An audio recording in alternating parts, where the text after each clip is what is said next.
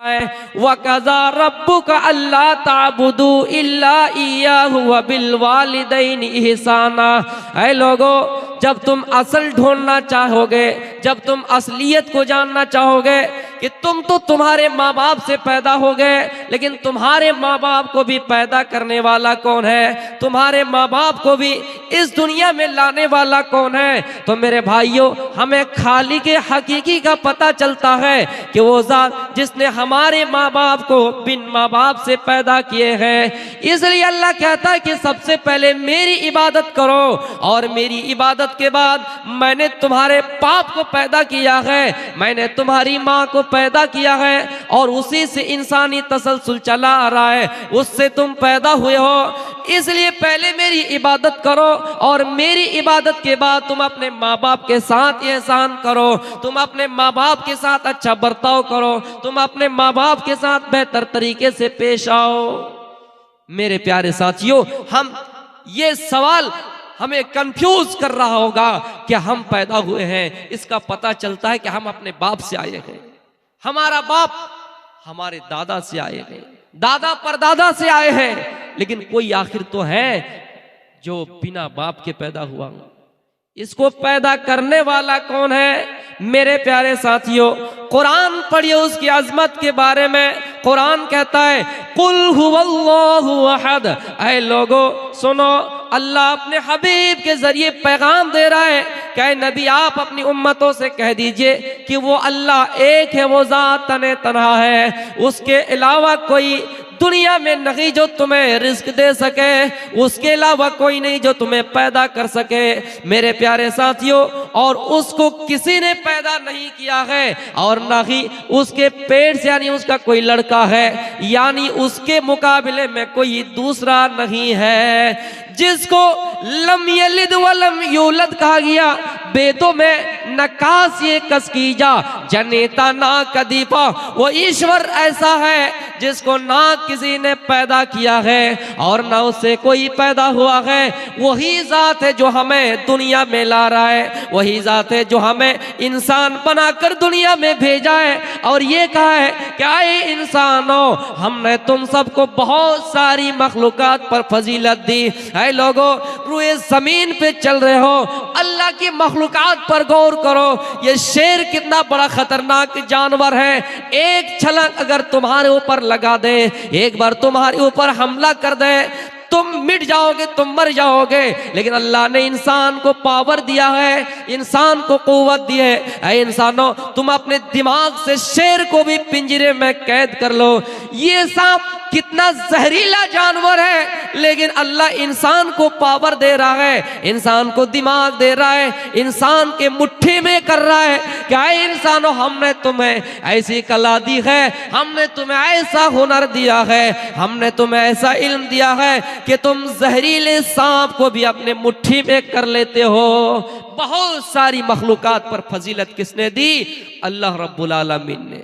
मेरे प्यारे साथियों, हाँ, अल्लाह ने इंसान को पैदा करने के लिए माँ बाप का सिलसिला जो इंसानी तसलसल से चला रहा है उसको बनाया है, ताकि इंसान ना भटके, इंसान अपनी कौम से हटकर दूसरी कौम के पास ना जाए, अलग इंसान की एक शनाख्त हो, इंसान की एक अलग पहचान हो। अल्लाह कहता है ऐ लोगों, हमने तुम्हारे कुंबे बनाए, हमने तुम्हारे कबीले बनाए हैं, लेकिन हाँ सुनो, इसलिए बनाए ताकि तुम एक दूसरे को जान जाओ। हमने तुम्हें फख्र करने के लिए कुंबा नहीं बनाया तुम्हारा, हमने तुम्हारा ये जो कबीला बनाया है इसलिए कि नहीं कि तुम एक दूसरे के अंदर भेदभाव करो, एक दूसरे को नीचा दिखाओ, इसलिए नहीं। हमने तुम्हारा कबीला जरूर बनाया है, इसलिए बनाया कि कौन अब्दुल्ला है, कौन अब्दुल रहमान है, कौन अब्दुल गफ्फार है, कौन अब्दुल सत्तार है। स्टेज पर अगर बुलाया जाए, किसी चौराहे पे बुलाया जाए, अलग अलग अगर नाम से ना पुकारा जाए, मेरे प्यारे साथियों, वजअलनाकुम शुऊबन व कबाइला लितआरफू, हमने इसलिए तुम्हारा कबीला बनाया है, हमने इसलिए तुम्हारी बिरदारी बनाई ताकि तुम एक दूसरे को पहचान जाओ। मेरे प्यारे साथियों, आदम को पैदा करने वाला अल्लाह रब्बुल आलमीन है और हम इंसानों को पैदा करने वाला भी अल्लाह रब्बुल आलमीन है। सिर्फ हमें ये पहचान के लिए अल्लाह रब्बुल आलमीन ने हमारा ये तसलसल इंसानी जो माँ बाप से चले आ रहे हैं उसका सिखाया है। अब मैं अपने असल मकसद की तरफ आता हूं, तरबियत औलाद। जब औलाद दुनिया में आई, अल्लाह रब्बुल आलमीन ने पैदा किया, तो माँ बाप का कुछ हुकूक भी बनता है। एक बंदा आसानी से ये बात ले लेता है कि हम माँ बाप का हक अदा कर रहे हैं, माँ बाप का हक अदा कर दिए। नहीं, किसी ने ये बात लिखी है कि अगर औलाद अपने जिस्म से अपनी जिल्द को उतार दे और उनकी जूती बना दे और अपनी माँ को पहनाए, फिर भी वो इंसान अपनी माँ का हक अदा नहीं कर सकता है। हजरत अब्दुल्लाह बिन उमर रज़ियल्लाहु ताला अन्हु बयान करते हैं कि एक शख्स अपनी पीठ पर बूढ़ी माँ को सवार किया है, पीठ पर बूढ़ी माँ को लाता है और खाने काबा का तवाफ कर रहा है, सफा और मरवा की सही कर रहा है, सफा और मरवा की सही कर रहा है और उसी जगह पे फतवा पूछता है कि मैंने अपनी बूढ़ी माँ को खुरासान से लेकर आया है, जो माँ चलने से कासिर है, मैंने अपनी बूढ़ी माँ को पीठ पर सवार किया है और खाने काबा का तवाफ किया है, मैंने अल्लाह के घर की जियारत की है, बताओ मैंने अपनी माँ का हक अदा किया है या नहीं? बताओ मैंने अपनी माँ का हक अदा किया या नहीं? अब्दुल्ला इब्न उमर कहते हैं तुम अभी ही अपनी माँ के हक अदा करने के बारे में पूछ रहे हो। जब तुम्हारी माँ तुझे पैदा कर रही थी, तुझे जन रही थी, जब तू इस दुनिया में आ रहा था, तेरी माँ जब तुझे पैदा कर रही थी, पहली चीख निकली आह करके, पहली आवाज निकली, अभी तक तुमने उस आह का हक अदा नहीं किया है, तो फिर कैसे ये हक अदा कर सकते हो? जब तुम छोटे थे, तुम्हारे बाप ने तुम्हें उंगली पकड़कर चलना सिखाया, जब तुम बिस्तरों पर पेशाब कर देते थे, तुम्हारी माँ दाएं से बाएं करती थी, बाएं से दाएं करती थी, जब दोनों तरफ गीला, जब दोनों तरफ तर हो जाया करते थे बिस्तर, तो तुम्हारी माँ तुझे अपने सीने पर रखती थी। तुम कैसे अपने माँ का हक अदा कर सकते हो? मेरे प्यारे साथियों, माँ का हक हम और आप अदा नहीं कर सकते हैं। हदीस में यूं कहा गया, अल जन्नत तहता अक़दामिल उम्महात। ऐ लोगों, जन्नत तलाश करने के लिए कहाँ जाते हो? जन्नत ढूंढने के लिए कहाँ जाते हो? जन्नत तो तुम्हारी माओ के कदमों के नीचे है। और बाप का दर्जा इस्लाम ने ये बताया कि रिज़ल रब्बी फी रिज़ल वालिद व सख़तुर रब्बी फी सख़तिल वालिद। है लोगों, अगर बाप आपसे राजी है तो अल्लाह भी आपसे राजी है, अगर बाप आपसे राजी नहीं है तो अल्लाह भी आपसे राजी नहीं है। दुनिया के अंदर बड़े से बड़े हम और आप अमल कर ले, बड़ी सी बड़ी इबादत कर ले, हमारी तहज्जुद, हमारी नमाजें, हमारे रोजे, हज, ज़कात, इन तमाम चीजों को करने से पहले इंसान अपने गरीबानों में झांक कर देखे, अपने जायजा ले कि हमसे हमारा बाप राजी है या नहीं, हमसे हमारे वालिदैन राजी है या नहीं। मेरे प्यारे साथियों, बाप की रजामंदी में अल्लाह की रजा है और बाप की नाराजगी में अल्लाह की नाराजगी है। माँ का दर्जा यह है कि उनके कदमों के नीचे जन्नत है, और बाप का दर्जा इतना बुलंद है कि बाप राजी है तो अल्लाह भी आपसे राजी है, बाप राजी नहीं है तो अल्लाह भी आपसे राजी नहीं है। मैंने कहा तरबियत औलाद, इसलिए बाप की भी जिम्मेदारी है, माँ की भी जिम्मेदारी है कि अपनी औलाद को सही तरबियत दे, अपनी औलाद को पढ़ाए, अपनी औलाद को दीनी तालीम दे।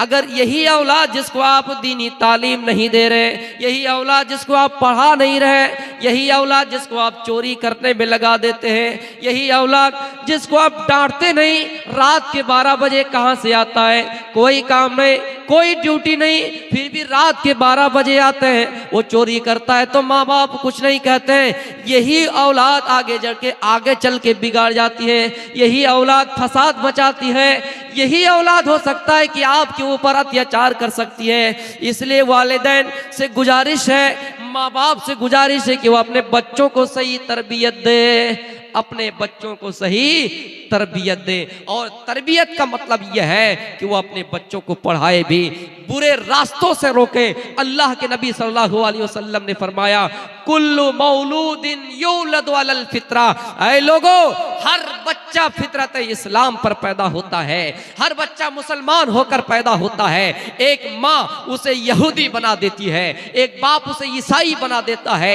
लेकिन बच्चा तो फितरत इस्लाम पर पैदा होता है। छोटे में जो आप परवरिश करेंगे, जो तरबियत देंगे, औलाद वही सीखेगी। लेकिन हम और आप हैं जो औलाद की मोहब्बत में इतना पड़ जाते हैं कि अपना ठिकाना जहन्नम बना लेते हैं।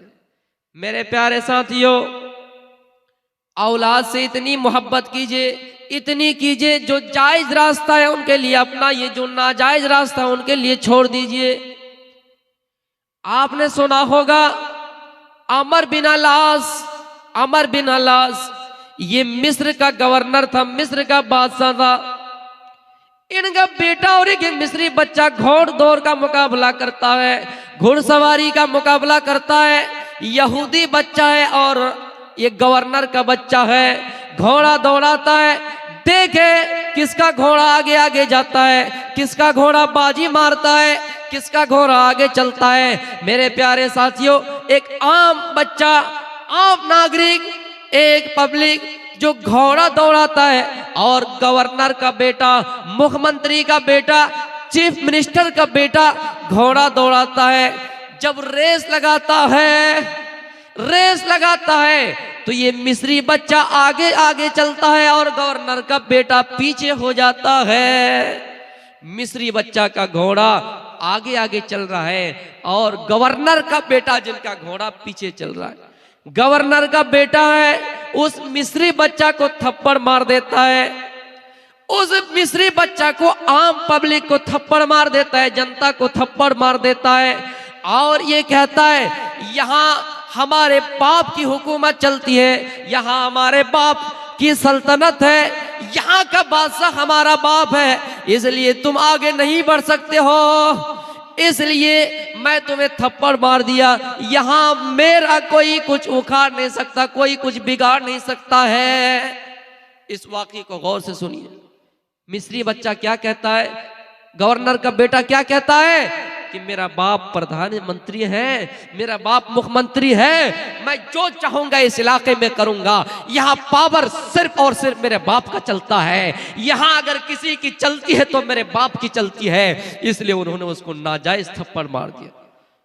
उसने शिकायत की अमीरुल मोमिनीन हजरत उमर फारूक से शिकायत की कि गवर्नर का बेटा मुझे नाजायज थप्पड़ मार दिया है, गवर्नर का बेटा मुझे नाजायज थप्पड़ मार दिया है। हजरत उमर ने दोनों को बुलाया और कहा, क्या है मिस्री बच्चा, क्या तुमको सही इसने मारा है? कहा मारा है? कहा गवर्नर का बेटा, अमर बिन अलास के बेटे, सुनो, क्या तुमने इसको नाजायज थप्पड़ मारा है? कहा हाँ हमने मारा है। हजरत उमर की अदालत देखिए, हजरत उमर ने फैसला कर दिया कि अगर इन्होंने नाजायज ये थप्पड़ मारा है तो ऐ मिस्री बच्चा, ऐ आम पब्लिक, ऐ जनता, ऐ मिस्री, तुम भी इसको थप्पड़ मार दो। जितनी स्पीड से तुम्हें थप्पड़ मारा है तुम उसे भी मार दो। किसको मारा जा रहा है, किसको मारने की बात कही जा रही है? एक चीफ मिनिस्टर के बेटे को मारने की बात कही जा रही है। इन्होंने तुझे थप्पड़ मारा है, तुम भी इसके बदले ले लो, तुम भी इसका बदला ले लो, तुम भी इसे मार दो। मेरे प्यारे साथियों, सबके सामने बदला ले लिया गया और उस गवर्नर के बेटे को भी थप्पड़ मार दिया गया। ऐसी जुर्रत किसी के अंदर है? आज के दौर में कोई ये अपने गरीबानों में झांक कर देखे और ये कह सके, ये दावा कर सकता है? नहीं कर सकता है। ऐसा फैसला हमारे मुल्क में नहीं है, हमारे समाज में नहीं है। हमारे यहाँ तो यही देखा जाता है कि किसका बाप किस पद में है, कौन किस डिग्री में है। मेरे भाइयों, हजरत उमर फारूक ने फैसला कर दिया है कि पब्लिक को मारा है, चाहे गवर्नर का बेटा हो या कोई हो, तुम भी उसको उतने ही जोर से मार दो। मार दिया गया।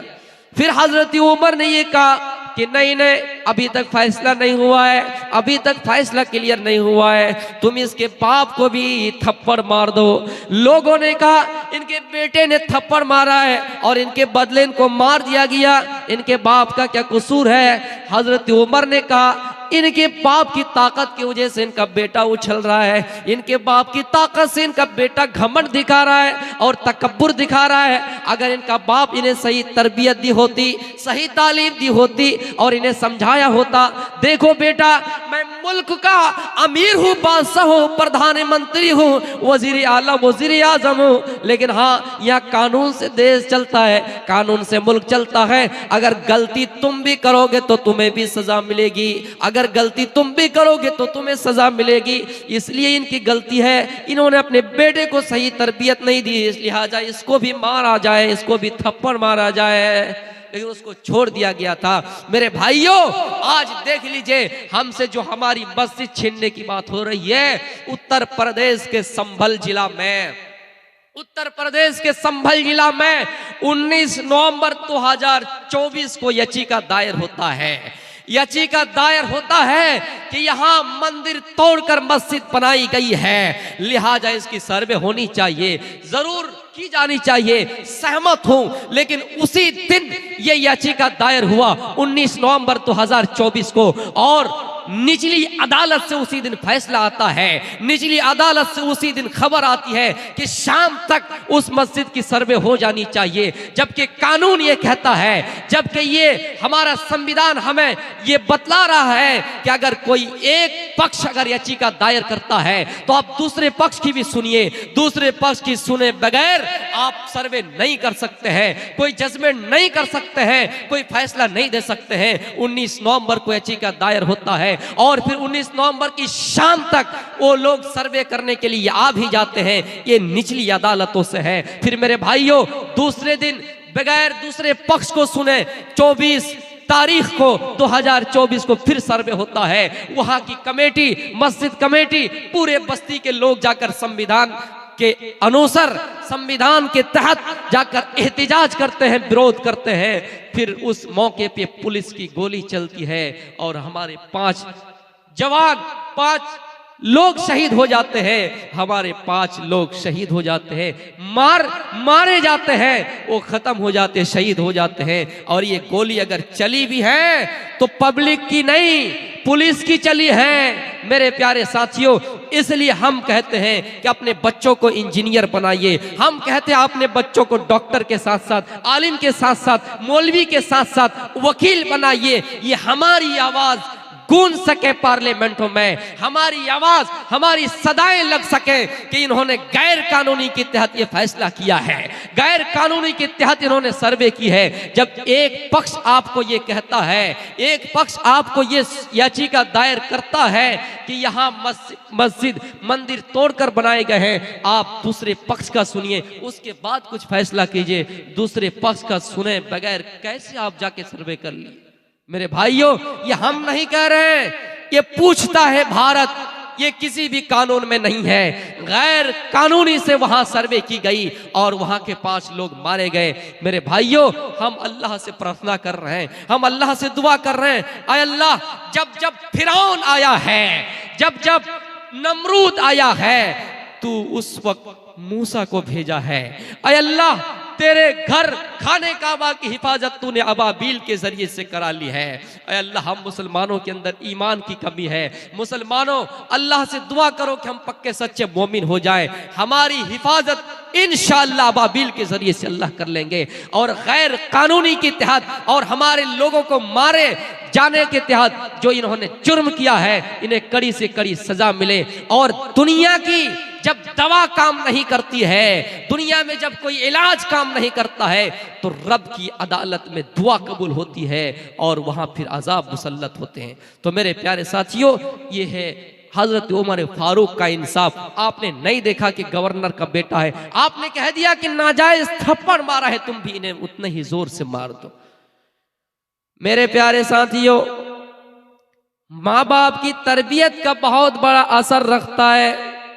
माँ बाप अगर छोटे में अपने बच्चों को सही तरबियत दे, सही ज्ञान दे, सही परवरिश करे, सही तालीम दे, तो वो बच्चा आगे चल के बिगाड़ता नहीं है। आपने नाम सुना होगा सुल्ताना डाकू का, जो बहुत बड़ा डाकू था, लुटेरा था, लूटा करता था। दिन दहाड़े लूटा करता था।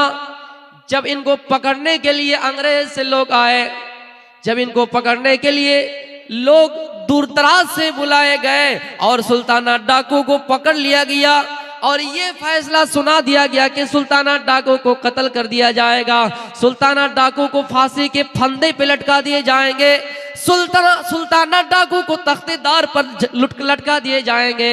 मेरे प्यारे साथियों, सुल्ताना डाकू से आखिरी ख्वाहिश पूछी गई, आखिरी इच्छा पूछी गई, अरे सुल्ताना डाकू अब तुम्हें फांसी दे दी जाएगी, अब तुम्हें तख्तेदार पर लटका दिया जाएगा, तुम्हारी आखिरी इच्छा क्या है, आखिरी ख्वाहिश क्या है बताओ। सुल्ताना डाकू ने कहा आखिरी मेरी इच्छा यह है कि मैं मरना भी चाहता हूं तो मेरे माँ के सामने, मैं फांसी पे लटकना चाहता हूं तो मेरी माँ के सामने, मेरी माँ इन मंजर को देखे। सुल्ताना डाकू की आखिरी ख्वाहिश के मुताबिक उनकी माँ को उनके सामने लाया गया। जब करीब था कि फांसी के फंदे पे लटका दिया जाए, सुल्ताना डाकू से पूछा अच्छा ये बताओ कि तुम अपने माँ के सामने क्यों मरना चाहते हो।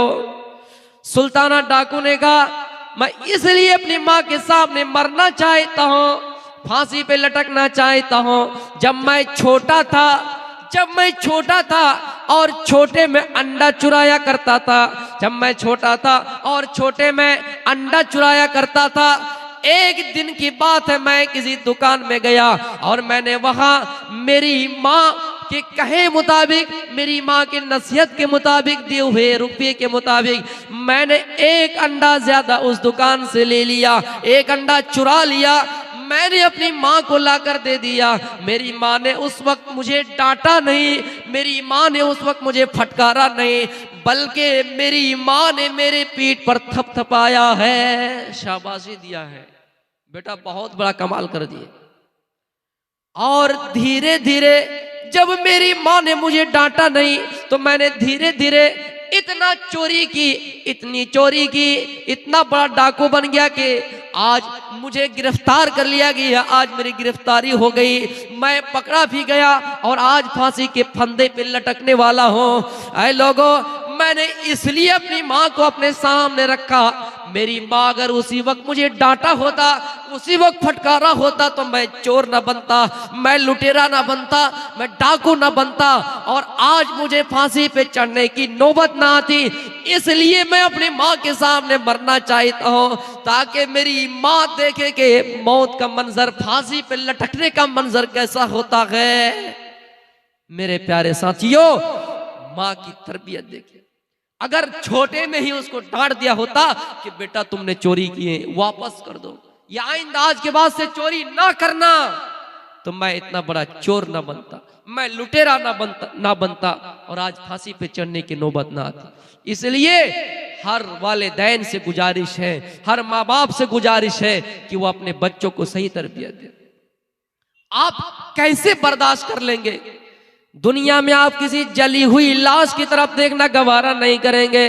कोई अगर जल जाए, किसी घर में आग लग जाए, कोई फर्द जल जाए, कोई शख्स जल जाए, आप उनकी लाश को देखना गवारा नहीं करेंगे। लेकिन ऐ लोगों सुनो, कल कयामत का दिन होगा, अगर खुदा न खास्ता आप जहन्नम में चले गए, आपकी औलाद जहन्नम में चले गए, तो मेरे प्यारे साथियों, जहां जलाए जाएंगे, आग भड़काई जाएगी, तो आपके जिस्म से भड़काए जाएंगे, इंसान से भड़काए जाएंगे, आपकी लाश जल जाएगी।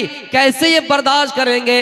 दुनिया में कोई आपकी औलाद को थप्पड़ मार देता है, जायज थप्पड़ मारता है, फिर भी आपको बर्दाश्त नहीं होता है।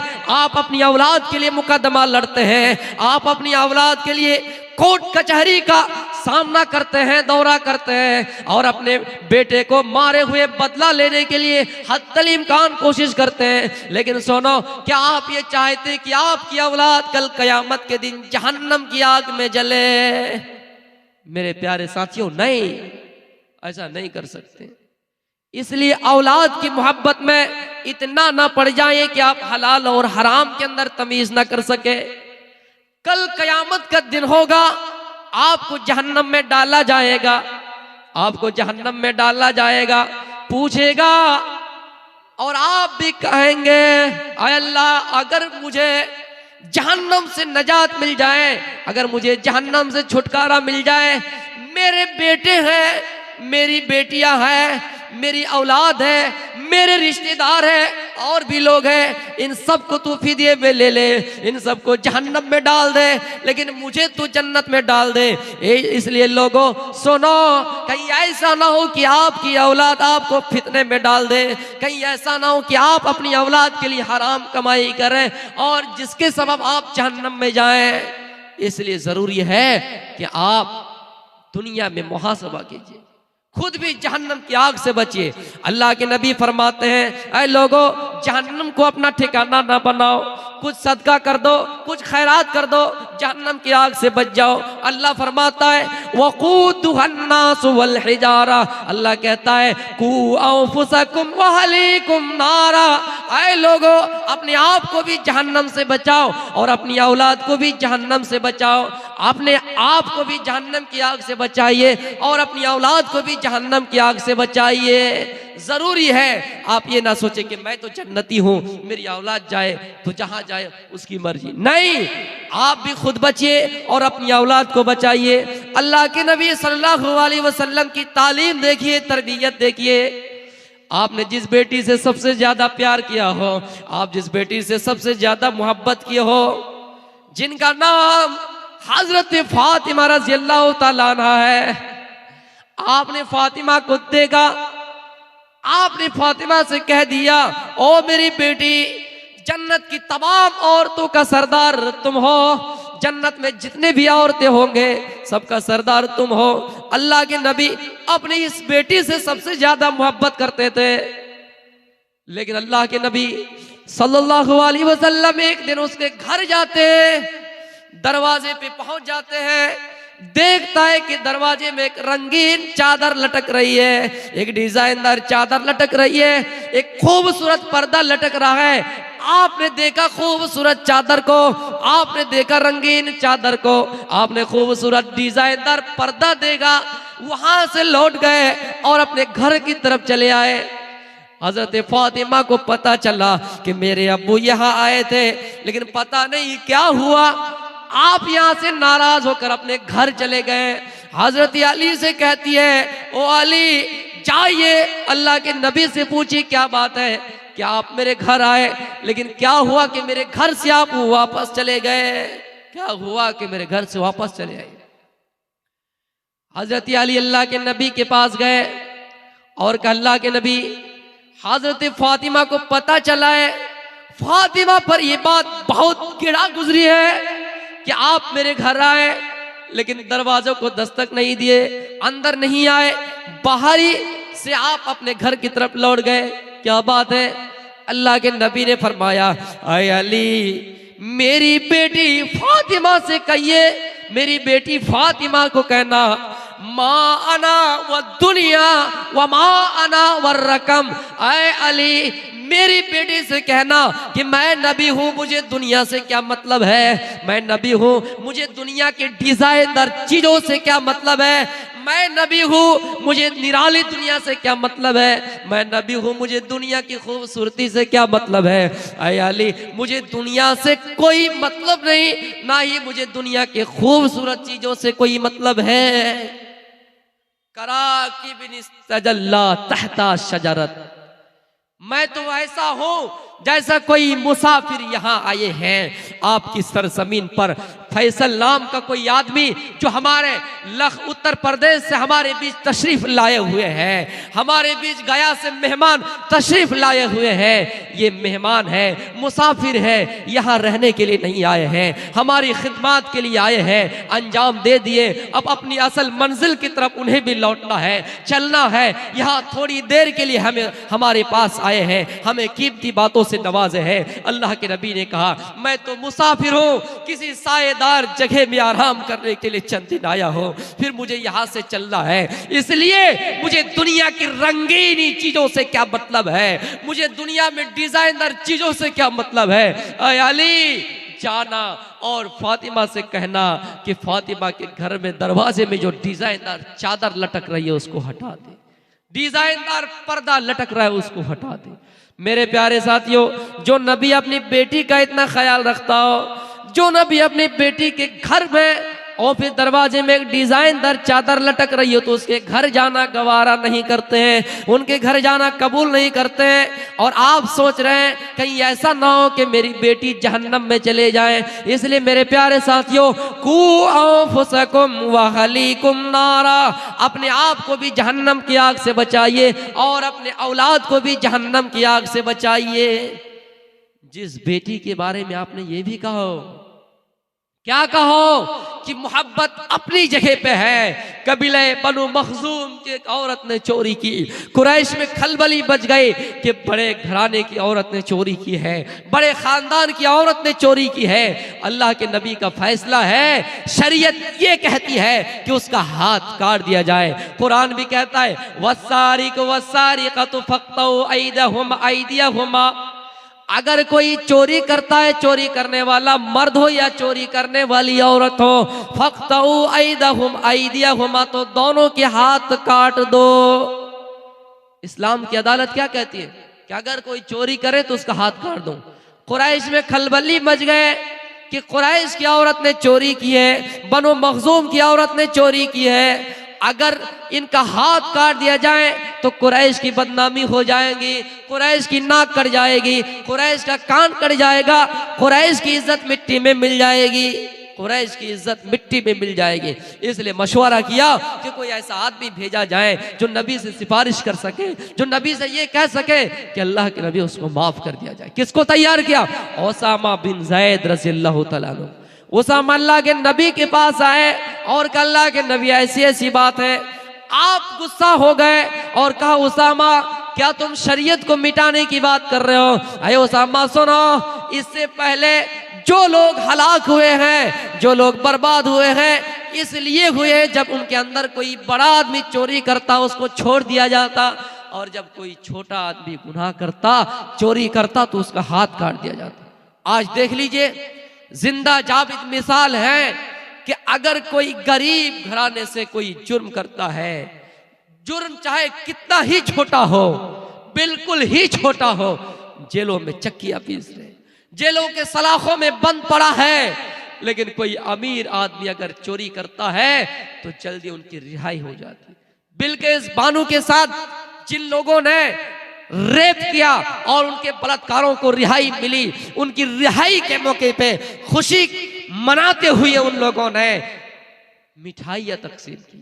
अफसोस की बात है मेरे प्यारे साथियों, अल्लाह के नबी ने कहा उसामा सुनो, अगर मेरी बेटी फातिमा भी लौ अन्ना फातिमा बिन्त मुहम्मदिन सरकत लकतातु यदहा, अगर मेरी बेटी फातिमा भी अगर चोरी करती तो मैं उसका हाथ काट डालता। मेरे भाइयों, कोई है जो अपने बेटे को सजा दे, कोई है जो अपनी बेटी का हाथ काटे, कोई है जो अपने खानदान के लोगों को सजा दे? नहीं, ये अदालत अगर कोई उस जमाने में थी तो जनाब मोहम्मद रसूलुल्लाह की थी, हजरत उमर फारूक की थी, हजरत अबू बकर सिद्दीक रज़ियल्लाहु तआला अन्हु की थी। इसलिए आइडियल अगर किसी को बनाना है तो इन सहाबिया और सहाबियात को बनाना है। हम और आप सलमान खान का स्टाइल से चला करते हैं, हम और आप शाहरुख खान को अपना आइडियल मानने लगे हैं, हम और आप क्रिकेटर को अपना आइडियल मानने लगे हैं, उनकी सारी चीजों को याद कर लेते हैं, लेकिन हमें अफसोस है अली याद नहीं है, हमें अफसोस है उस्मान गनी रज़ियल्लाहु तआला अन्हु याद नहीं है। मेरे प्यारे साथियों, अल्लाह के नबी ने कहा कि अगर मेरी बेटी फातिमा भी चोरी करे तो मैं उसका हाथ काट डालूंगा। मेरे प्यारे साथियों, ये है तरबियत।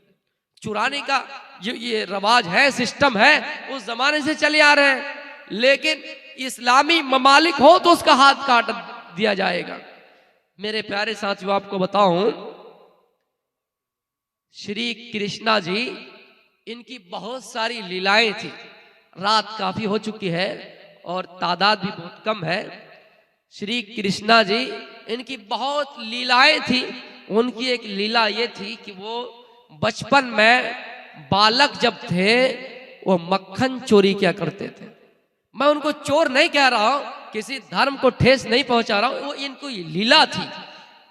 श्री कृष्णा जी की ये लीलाएं थी। मक्खन चोरी करते थे जब वो बालक थे।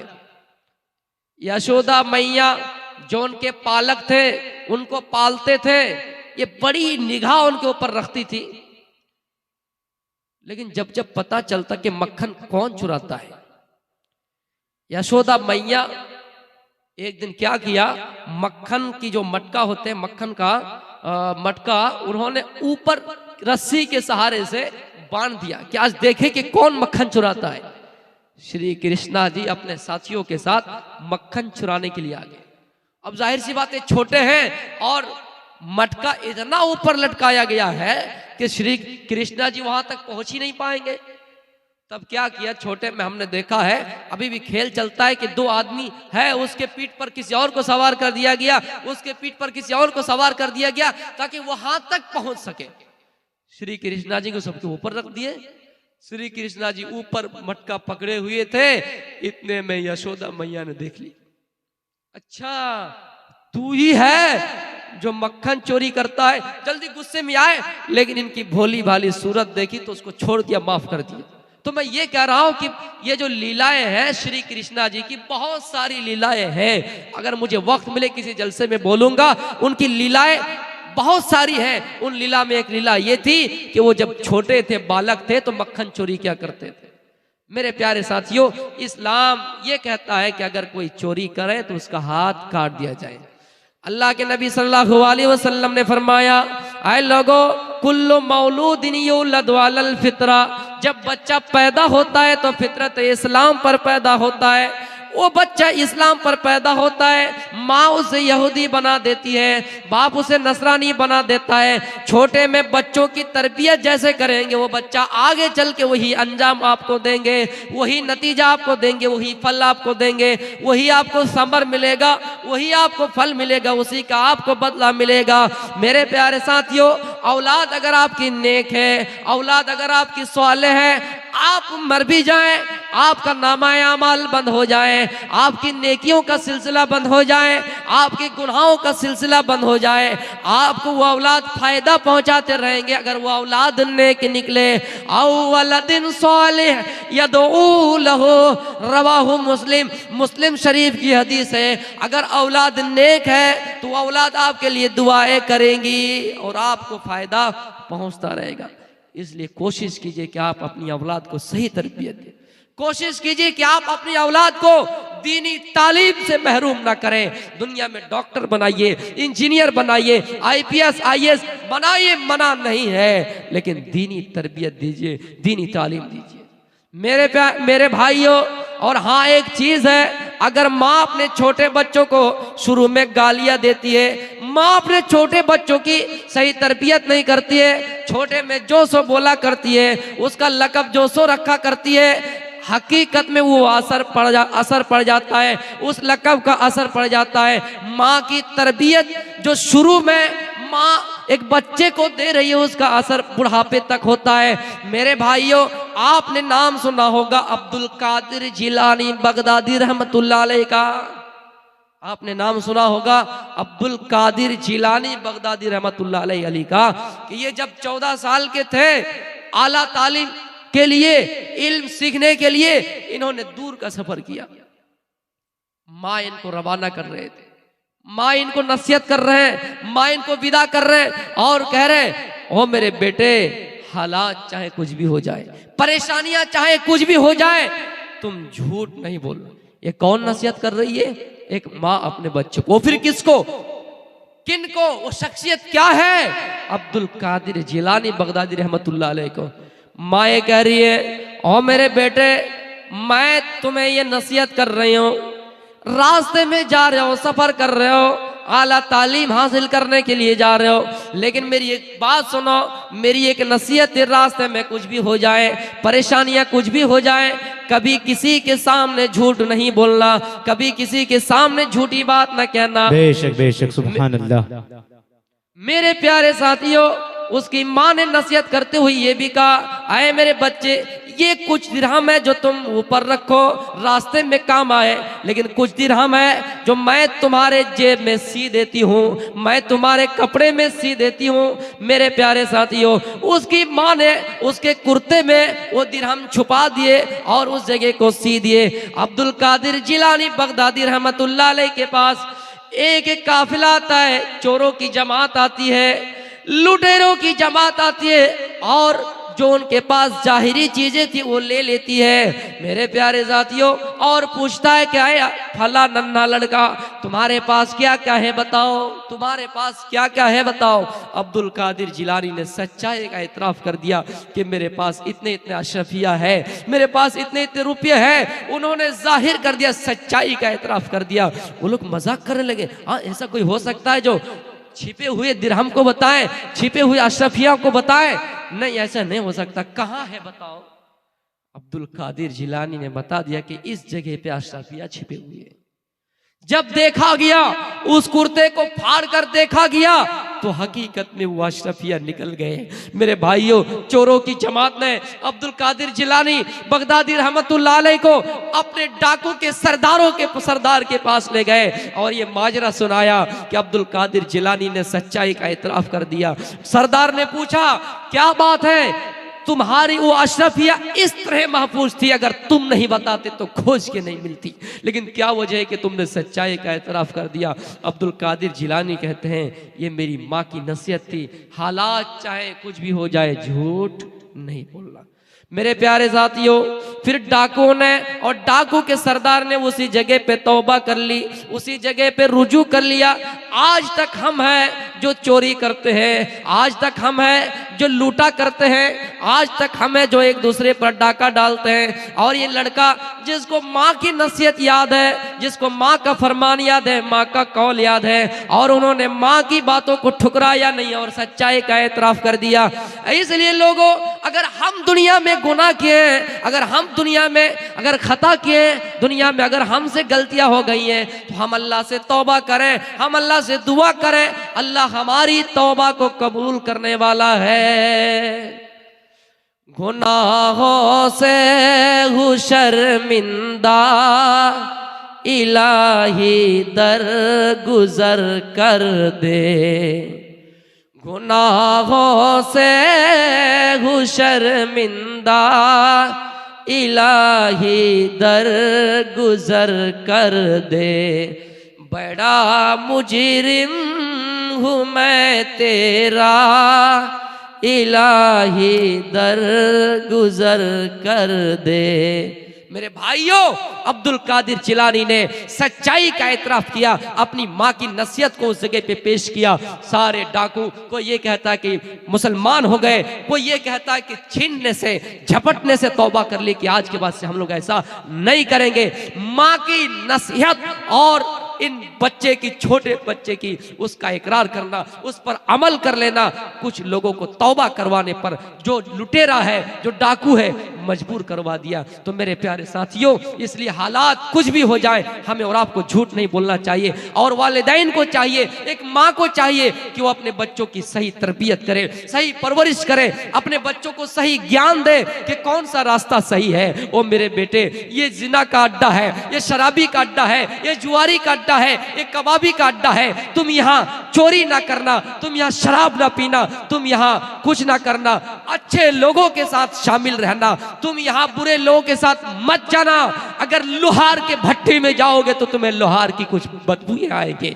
अगर तुम किसी इत्र फरोश के वहां जाओगे तो तुम्हें जरूर इत्र की महक छुएगी, तुम्हारे जिस्मों में लगेगी। इसलिए मेरे भाइयों, हमें और आपको कोशिश करनी चाहिए कि हम और आप अच्छे लोगों में शुमार हो, हम और आप अच्छे लोगों के जमात में रहे। अल्लाह के नबी सल्लल्लाहु अलैहि वसल्लम फरमाते हैं, अल्लाह के नबी की हदीस है, अगर कोई दीनी मजलिस में शरीक होता है, शामिल होता है, अल्लाह के जिक्र में